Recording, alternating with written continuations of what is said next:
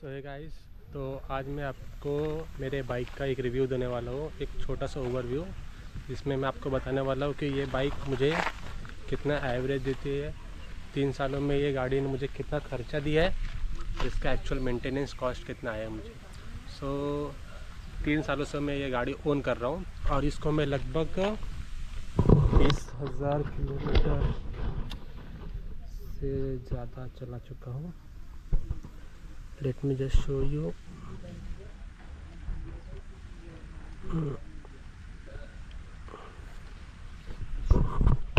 कर सकते हो 22,000 किलोमीटर तक चला चुका हूँ। तो आई थिंक अब मैं इस बाइक के बारे में इन आउट थोड़ा बहुत तो जानता ही हूँ, और इसका साथ जो मुझे एक्सपीरियंस रहा है वो मैं आपके साथ शेयर करने वाला हूँ इस वीडियो में। तो पहला प्रो इसका ये आता है कि इस बाइक की जो स्टेबिलिटी है वो बहुत अच्छी है। आप मानो ना मानो, ये बाइक अगर 130-140 की स्पीड भी जब क्रूज़ करती है तो हाईवे पे वॉबल नहीं करती, ना ही ये कोई आपको ऐसा ये फील होने देती है कि ये 150 सीसी की बाइक है और वही आपको 130 स्पीड पे चला रहा है। 135 140 तक जाती है आराम से, मतलब आराम से नहीं, खिंच के 130 तक ये जाती है एकदम आराम से। फिर उसके बाद आप उसको पुश करोगे तो ये 145 तक जा सकती है मेरे वेट में जो 80 है। बाकी आप उसके अपने स्किल्स के ऊपर है, आपके वो रोड्स के ऊपर है। अगर रोड अच्छा रहा तो और भी जा सकती है। साथ ही साथ अगर इसमें स्टेबिलिटी तो ये बहुत अच्छी है। और इसमें जो प्रो है वो इसका ब्रेकिंग है, इसकी ब्रेकिंग बहुत अच्छी है।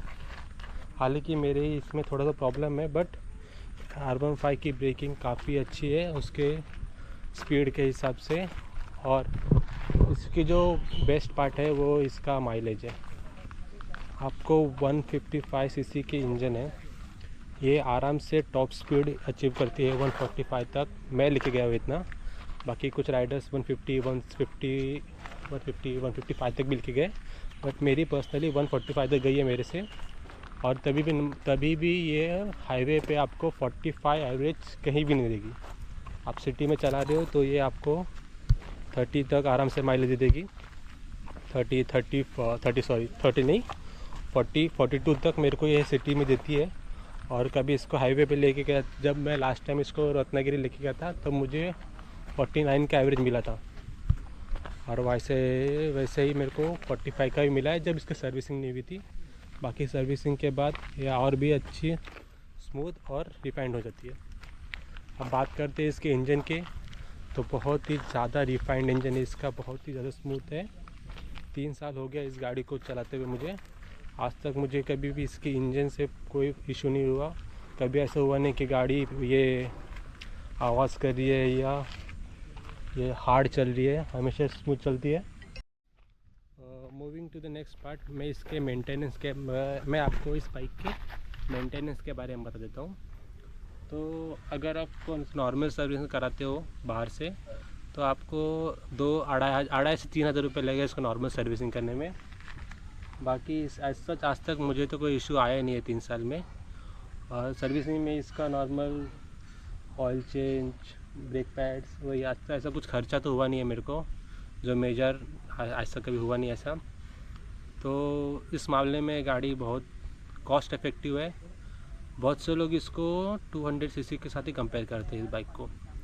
नॉर्मली इसको 155 सीसी का कंपेयर करना भी गलत होगा, क्योंकि ये टॉप स्पीड आपको बहुत 200 सीसी के बराबर से ही देती है।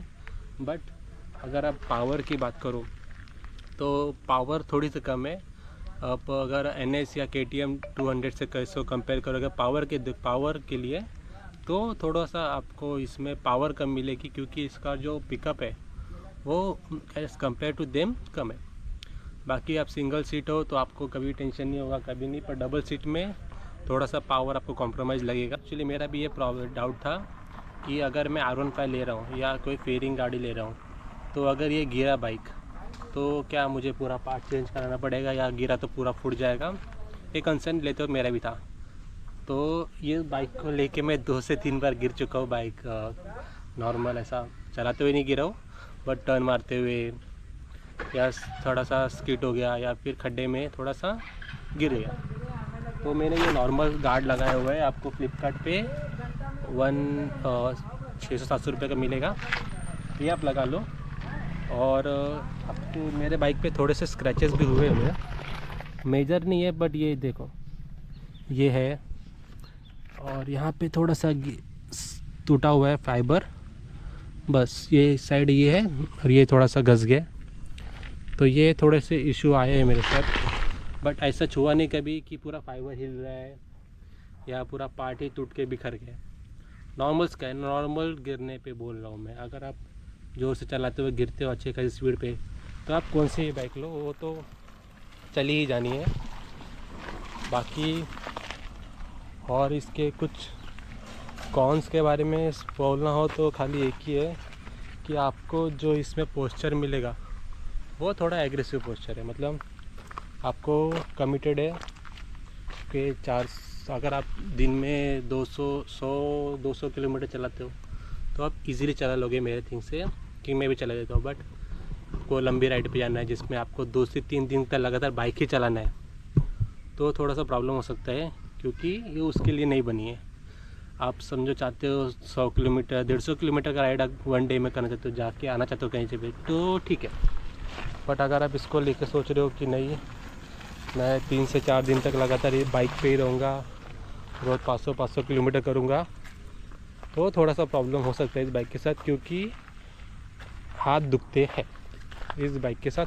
हाथ कमर और ये शोल्डर और ये विस्ट, ये भी दुखता है। मैं भी कितना भी बोल लूँ लोग मेरे दोस्तों को, पर दुखता है। ऑल्दो कोई नेकेड या फिर कोई एडवेंचर बाइक लो तो उसमें बहुत ज़्यादा कंफर्टेबल होता है। क्योंकि जब मैं लास्ट टाइम रत्नागिरी की बात कर रहा हूँ, जाते वक्त मैंने पूरी गाड़ी चलाई, आते वक्त खाली मेरे को मेरे दोस्त ने बोली, मैं मेरे दोस्त को बोला कि तेरा गाड़ी दे और उसका मैं चलाता हूँ। 200 किलोमीटर से गाड़ी चलाया, मुझे फील ही नहीं हुआ कि मैं गाड़ी चलाया। वही मैं इसको अगर 100 किलोमीटर चलाऊँ तो कहीं ना कहीं मुझे फील होता है कि मैंने बाइक चलाया, थोड़ा कमर दुख रहा है मेरा। तो ये डिफरेंस है। बाकी आपको 2 लाख के अभी ये बाइक आपको ये वाला V3S आपको मिलेगा कुछ 192 में आई थिंक, और नया वाला अभी हो गया रहेगा 210 तक। तो वैल्यू फॉर मनी बोल सकते हो आप इसको, क्योंकि इसमें आपको ABS ट्रैक्शन कंट्रोल सब मिलता है। इस मॉडल में नहीं मिलता है, V4 में आपको सब मिलते हैं, TFT डिस्प्ले। बाकी सब तो सही है इस बाइक के बारे में, आप चेकआउट कर सकते हो। थोड़ा सा फिटिंग थोड़ा सा अच्छा नहीं हो सकता। मतलब जब मैंने लिया था तभी से इसमें थोड़ा सा गैप है, इसको ऐसा क्लब करना पड़ता है, फिर दबाना पड़ता है, देखो ऐसा दबता है। तो कहीं ना कहीं फिटिंग के इसमें यामाहा को थोड़ा काम करने का ज़रूरत है, जो हो सकता तो और अच्छा, बट ठीक है। यहाँ पे भी थोड़ा गैप दिखता है, बट दैट्स ऑल ओके।